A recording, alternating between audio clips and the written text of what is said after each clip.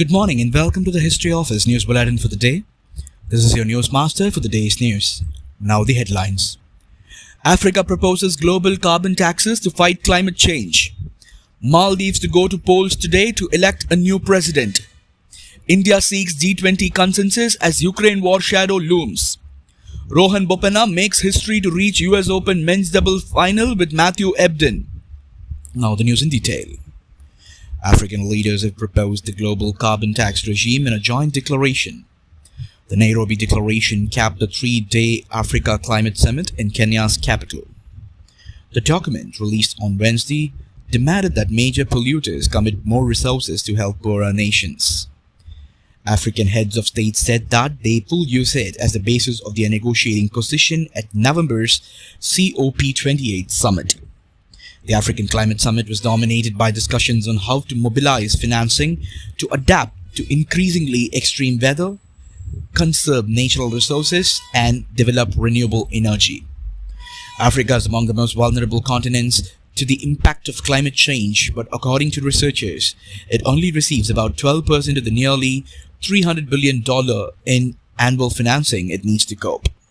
The Nairobi Declaration urged world leaders to rally behind the proposal for a global carbon taxation regime, including a carbon tax on fossil fuel trade, maritime transport, and aviation, that may also be augmented by a global financial transaction tax.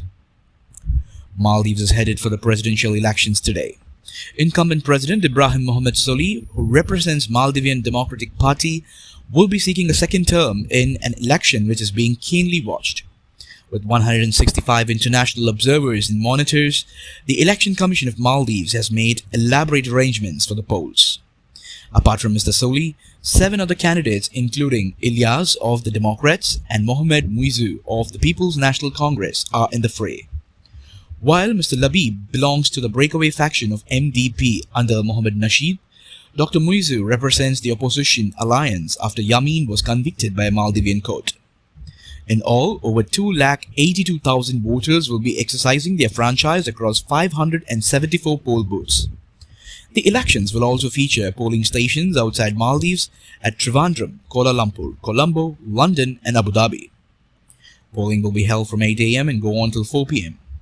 Counting of votes will commence at 4:30 p.m. on the same day. India has turned the G20 into a diplomatic spectacle that has never been seen before.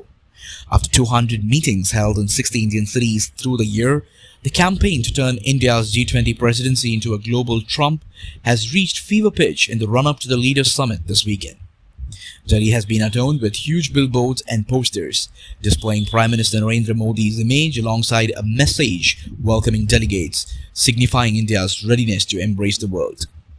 And all of this effort will finally come down to the Leaders' Summit and their ability to release a joint declaration that signals broader agreement on issues of global concern. India has been pushing hard for a declaration. If this summit ends without one, it will be a first. But that's not going to be easy with a G20 that is divided on many issues, the biggest being the Ukraine war. The war also loomed large over last year's G20 summit in Indonesia, but the group was able to put together a hurried declaration that noted the differences within the G20 over Ukraine. But positions have hardened since then. Russia and China may not agree to give such concessions, and the West, led by the US, will also not accept anything less than a clear condemnation of the war. Russian President Vladimir Putin and his Chinese counterpart Xi Jinping are not attending, and that might make decision-making a little harder. Russia's Foreign Minister Sergei Lavrov and China's Premier Li Qiang will represent their countries instead, but they may not have the political heft to make last-minute concessions without consulting their leaders. Continuing their dream run, India's Rohan Bopanna and his Australian partner Matthew Ebden entered the final of the US Open with a straight-set win over French pair of Pierre Hughes and Nicolas Mahut here on Thursday. This will be Bopanna's second appearance in a Grand Slam men's doubles finals. The 6th-seeded Indo-Australian pair, who has reached the semi-final of the Wimbledon Championships this year, met the French combination 7-6, 6-2 in the semi-finals of the hardcourt major. With this feat, the 43-year-old Indian also became the oldest player to reach a Grand Slam final in the Open era. Bopanna bet the record of Daniel Nestor of Canada, who was 43 years and 4 months when he played in a major final by 2 months. Interestingly, it was also in the US Open where Bopanna competed in his maiden major final way back in 2010 along with Pakistani partner Azam ul Haq Qureshi. Before we end the news for the day, the headlines once again. Africa proposes global carbon taxes to fight climate change. Maldives to go to polls today to elect a new president.